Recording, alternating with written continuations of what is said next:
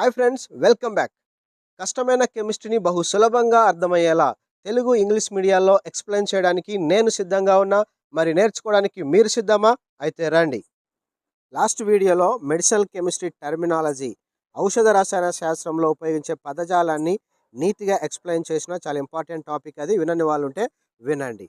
ఇక నెక్స్ట్ ఈ వీడియోలో ఔషధం యొక్క ఏడిఎంఈ, శోషణం, పంపిణీ, జీవక్రియ, విసర్జన వంటి అంశాలను వివరించండి లేదా explain ADME of medicine. Very very very important question. Damn షూర్గా రేపు ఎగ్జామ్లో రాబోతుంది. ప్రతి ఒక్కరూ నేర్చుకుని వెళ్ళండి. ఈ వీడియో చివరి దాకా వినండి. ఇక్కడే మీకు ఆన్సర్ నేర్పిస్తా. Okay, right. A for absorption, శోషణం. డి ఫర్ డిస్ట్రిబ్యూషన్, అంటే పంపిణీ. ఎం ఫర్ మెటబాలిజం, అంటే జీవక్రియ. ఈ ఫర్ ఎలిమినేషన్, అనగా విసర్జన. ఈ 4 అంశాలను అడిగితే అది లాంగ్ ఆన్సర్ క్వశ్చన్ అవుతుంది. లేదా 1 or 2 అంశాలు అడిగాడు అనుకో, అది షార్ట్ ఆన్సర్ క్వశ్చన్ అవుతుంది. Students listen. ఒక మెడిసిన్ని పేషెంట్ బాడీలోకి నోటి ద్వారా కానీ, ఇంజెక్షన్ మజిల్కి ఇవ్వడం ద్వారా కానీ, ఏదో ఒక మార్గం ద్వారా బాడీలోకి పంపిస్తే అది బాడీలో ఏ ప్రాంతానికి, ఏ ఆర్గానిజం దగ్గరికి వెళ్ళాలో అక్కడికి వెళ్ళి తన పనిని నిర్వర్తించి తిరిగి మరలా బాడీ నుంచి బయటికి వచ్చేస్తుంది. బాడీలోనే ఉండిపోదు, తన రూపాన్ని మార్చుకొని తిరిగి బయటికి వచ్చేస్తుంది. ఇలా బాడీలోకి ప్రవేశించినప్పటి నుంచి తిరిగి బయటికి వచ్చేంత వరకు బాడీలో ఆ మెడిసిన్ జరిపే కదలికలన్నిటినీ లేదా ఆ మెడిసిన్ యొక్క ప్రయాణం అంతటిని 4 భాగాలుగా విభజించారు. అవే ఈ 4: శోషణం, పంపిణీ, జీవక్రియ, విసర్జన.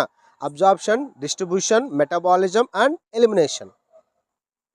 ఈ 4 టాపిక్స్ గురించి స్టడీ చేసే భాగము, ఆ శాస్త్రం ఏదైతే ఉందో దానినే ఫార్మకో కైనెటిక్స్ అని అంటారు. ఇది లాస్ట్ వీడియోలో కూడా మనం చూసాం. ఫస్ట్ వన్, శోషణం లేదా అబ్జార్ప్షన్. చూడండి, ఒక స్పాంజ్ పైన వాటర్ పోసామనుకోండి, ఆ వాటర్ స్పాంజ్ లోపటికి ఇన్నర్ కోర్లోకి ప్రవేశిస్తాయా లేదా స్పాంజ్ పైననే ఉండిపోతాయా? లోపలికి వెళ్తాయి కదా. ఇలాగా ఒక పదార్థం మరొక పదార్థం యొక్క లోపటికి ప్రవేశించడాన్నే శోషణం, అబ్జార్ప్షన్ అని అంటారు. అదే మెడిసిన్ విషయానికి వస్తే, ఒక పేషెంట్ బాడీ లోపటికి మెడిసిన్ ప్రవేశించడం అనగా నోటిలోకి, స్టమక్లోకి ప్రవేశించడం కాదు. ఇక్కడ నోటి ద్వారా అయినా, మజిల్ ద్వారా అయినా, ఇంకొక ద్వారా అయినా బాడీ లోపలికి ఎంటర్ అయిన మెడిసిన్ తిన్నగా వెళ్ళి బ్లడ్లో కలవాలి, రక్తంలో కలవాలి. అలాగా ఒక ఔషధాన్ని శరీరం గ్రహించి తనలోకి రావడానికి యాక్సెప్ట్ చేసి రక్తంలో కలపడాన్నే శోషణం అని అంటారు. The process of medicine enter into blood stream is known as absorption. అయితే కొన్ని మెడిసిన్స్కు ఆమ్ల స్వభావం, ఎసిడిక్ నేచర్ ఉంటుంది. ఇక చాలా మెడిసిన్స్కి అయితే బేసిక్ నేచర్, క్షార స్వభావమే ఉంటుంది. ఈ ఆమ్ల స్వభావం ఉన్న మెడిసిన్స్ అయితే స్టొమక్, జీర్ణాశయం గోడల నుంచి తిన్నగా రక్తంలోకి ప్రవేశిస్తాయి. ఇక బేసిక్ నేచర్, క్షార స్వభావం ఉన్న మెడిసిన్స్ అయితే చిన్న ప్రేగులోకి వెళ్ళి అక్కడ నుంచి రక్తంలోకి ప్రవేశిస్తాయి. అయితే చిన్న ప్రేగు గోడల లోపలి వైపు 2 పొరలు ఉంటాయి.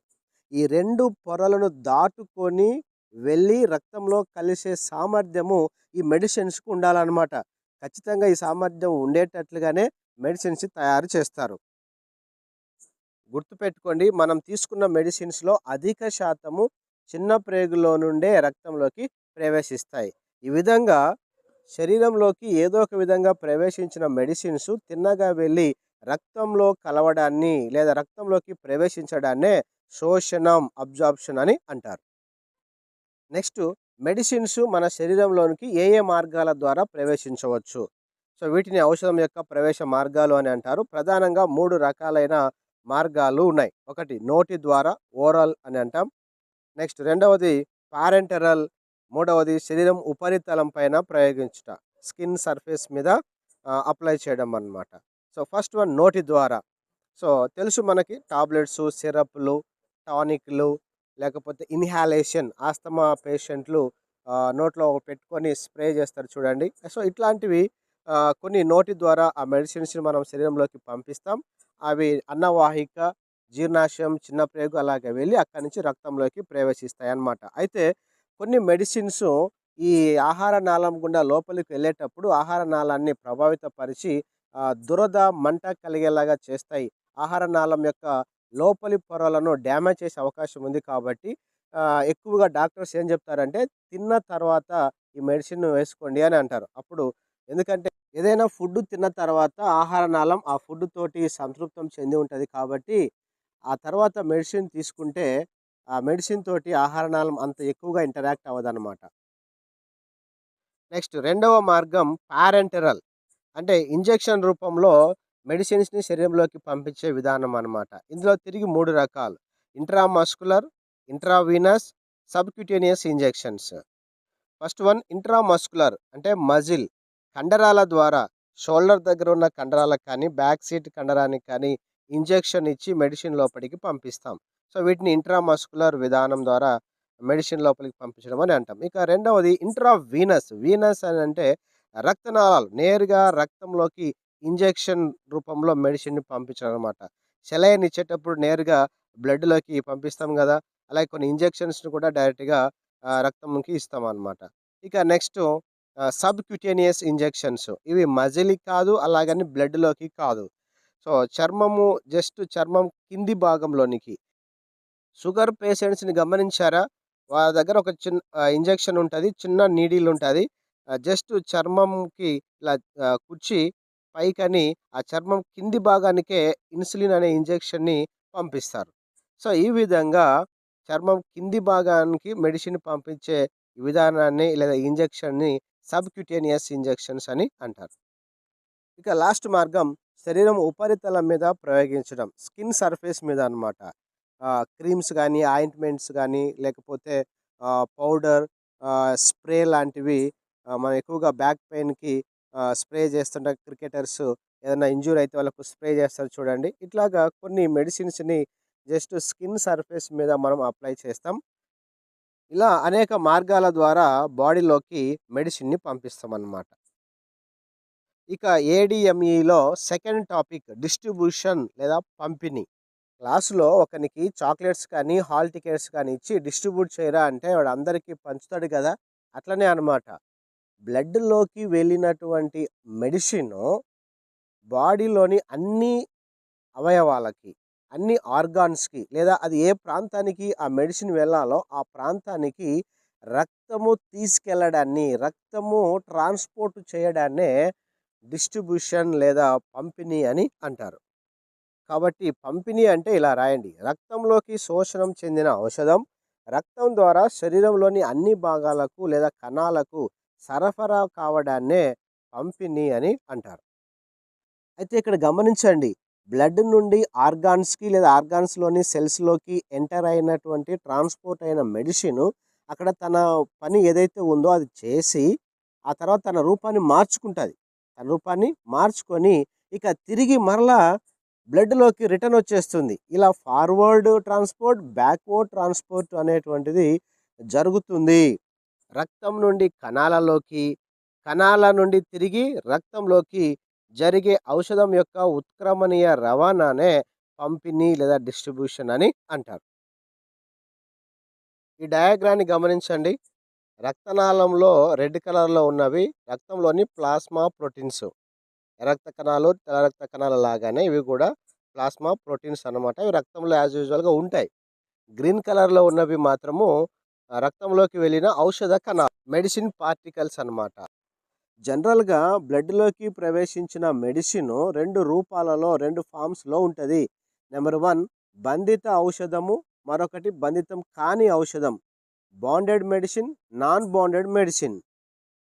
ఇక్కడ చూడండి రక్తనాళంలో కింది వైపు ఉన్న మెడిసిన్ కణాలు ప్లాస్మా ప్రోటీన్‌తో బైండ్ అయి ఉన్నాయి. అటాచ్ అయి ఉన్నాయి. కాబట్టి వీటిని బంధిత ఔషధము లేదా బంధిత ఔషధ కణాలు అని అంటారు. అదే కొంచెం పైన ఉన్నటువంటి గ్రీన్ కలర్‌లోని మెడిసిన్ కణాలు మాత్రము ఏ ప్లాస్మా ప్రోటీన్‌తో అటాచ్ అయ్యి లేవు. కాబట్టి వీటిని బంధితం కాని నాన్ బాండెడ్ మెడిసిన్ అని అంటారు. ఈ బంధితం కాని ఔషధాలు మాత్రమే రక్తనాళాన్ని దాటుకొని రక్తనాళం గోడల గుండా ప్రయాణించి బాహ్య కణ ద్రవంలోకి ఆ తర్వాత కణంలోకి వెళ్ళి అక్కడ తాను నిర్వర్తించాల్సిన వ్యాధి తగ్గించడానికి అది ఏదైతే పని చేయాలో ఆ రసాయన క్రియలన్నీ జరిపి ఫలితంగా తన రూపాన్ని మార్చుకొని తిరిగి మరలా బ్లడ్‌లోకి ప్రవేశిస్తుంది. అదే బంధిత ఔషధం అయితే రక్తనాళం దాటి బయటికి రాదు. రక్తంలోనే ఉండిపోతది. అంటే అది వ్యాధిని నయం చేయగలుగుతదా? లేదనమాట. కాబట్టి ఏదైతే ప్లాస్మా ప్రోటీన్‌తో బంధం ఏర్పరచుకోకుండా బంధగతం కాని ఔషధంగా ఉంటదో, ఆ కొద్ది ఔషధము మాత్రమే వ్యాధిని నయం చేయడానికి పనిచేస్తుంది. అధిక భాగం ఔషధము రక్తంలోని ప్లాస్మా ప్రోటీన్‌తో బంధం ఏర్పరచుకొని బంధిత ఔషధంగా ఉండిపోతది. అది వ్యాధి నయం చేయడానికి, వ్యాధి చికిత్సకు అది ఉపయోగపడదనమాట. ఫర్ ఎగ్జాంపుల్ రక్తం గడ్డకట్టడానికి వాడే ఫార్ఫెరిన్ అనే ఔషధం దాదాపు 97% ప్లాస్మా ప్రోటీన్‌తో బంధం ఏర్పరచుకొని ఉంటది. ఇక బంధించబడని, బంధగతం కాని 3% ఔషధం మాత్రమే ఔషధ క్రియను చూపుతుంది. రక్తం గడ్డకట్టడానికి ఉపయోగపడుతుంది. అంటే మనం ఎంత మెడిసిన్ తీసుకుంటామో, ఆ మెడిసిన్ మొత్తము ఆ డోస్ అంతా వ్యాధి నయం చేయడానికి ఉపయోగపడదు. దాంట్లో కొద్ది భాగం మాత్రమే యాక్చువల్‌గా వ్యాధిని నయం చేయడానికి ఉపయోగపడుతుంది. అర్థమైందా? రైట్. చూడండి ఫ్రెండ్స్, ఆయా మార్గాల ద్వారా శరీరంలోకి ఎంటర్ అయిన మెడిసిన్ తిన్నగా బ్లడ్‌లో కలవడాన్ని, బ్లడ్‌లోకి చేరడాన్ని శోషణము, అబ్జార్ప్షన్ అని అంటారు. అక్కడి నుంచి బ్లడ్ ద్వారా శరీరంలోని ఆయా భాగాలకు లేదా ఎక్కడైతే వ్యాధి ఉందో ఆ భాగంలోనికి వెళ్ళడాన్ని పంపిణీ లేదా డిస్ట్రిబ్యూషన్ అని అంటారు. ఫార్మసీ వాళ్ళకైతే ఈ టాపిక్స్ చాలా డీటెయిల్‌గా, లెంతీగా ఉంటది. కానీ ఇక్కడ మనకు అంత అవసరం లేదు. జస్ట్ కట్టా, కొట్టా, తెచ్చా అన్నట్లుగా ఒక ప్రైమరీ ఐడియా ఉంటే చాలన్నమాట. కాబట్టి ఆ విధంగా మీరు ఎగ్జామ్‌లో రాయండి చాలు.